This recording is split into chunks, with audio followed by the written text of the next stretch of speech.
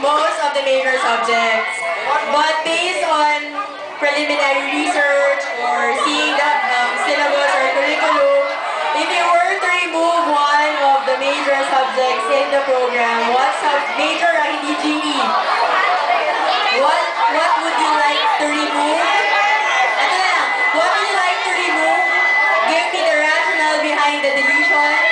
And if you are to remove it, what would you like to replace it with? Again, the question is... Mom, that's my question!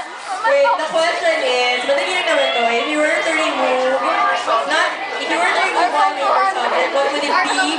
What's the rationale behind the deletion? What would you like to replace it with? Yun na lang, para naman hindi tinatanggap ang panitindi. And please be careful with the names that you will mention.